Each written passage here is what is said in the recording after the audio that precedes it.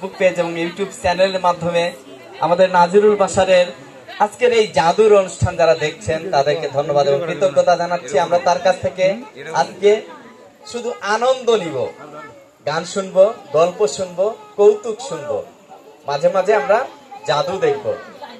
আবারও ফিরে যাচ্ছি নাজিরুল বাশারের কাছে। এবারে কি উপস্থাপন হচ্ছে দর্শকদের উদ্দেশ্যে? আমি এখন একটা আমার জীবনের গল্প বলবো, আর এই জীবনের গল্পের পিছনে একটু হাসি আছে, কারণ অন্তর থেকে, হৃদয় থেকে যখন হাসি হয় শরীরের জন্য অনেক ভালো উপকার হয়। তা আমি দেখলাম যে সবারই মন একটু কষ্টে আছে, সেজন্য একটু আমি একটা আমার জীবনের গল্প বলবো। হাসবেন কিনা জানি না, আমার একটা জীবনের গল্প। যাই হোক, হ্যালো আমি একবার বরিশালে গেছিলাম। বরিশাল ছিলেন তো? বরিশাল যাওয়ার পথে ওখানে সবার একটা আকর্ষণীয় জিনিস ডাব, বড় বড় ডাব। এই ডাব খাওয়ার খুব আশা হলো, আমরা অনেক দূর থেকে ডাব খাওয়ার জন্য গেলাম। ডাব পেট ভরে খেলাম। খাওয়ার পরে কিছুদিন পরই মসুর একটা দিছে পেটে। গাড়িওয়ালা বললাম, গাড়িওয়ালা ভাই, ড্রাইভার সাহেব, আপনি দূরত্ব গতিতে তেলের পাম্পে ঠেকান, অবস্থা খারাপ। গাড়িওয়ালা সব বলল, স্যার আমার তো এখনো 1 কিলোমিটার দূরে। যা হোক, অনেক দূরত্ব গতিতে টাইনে তেলের পাম্পে কোন পৌঁছে গেল। দৌড়ে গেলাম, যা দেখি যে একটা দরজা দরজা বন্ধ আর একটা দরজা খোলা। দৌড় পেয়ে যে বাথরুমটা খোলা, সেই বাথরুমে প্রবেশ করলাম।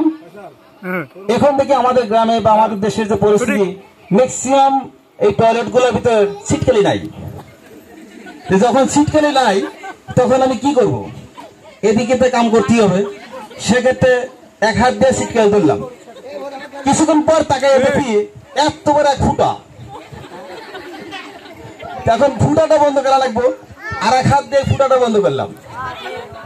এখন কিছুক্ষণ পর দেখি এক চাচা দৌড় পেয়ে এসে, এটা দুটো দরজা বন্ধ, চাচা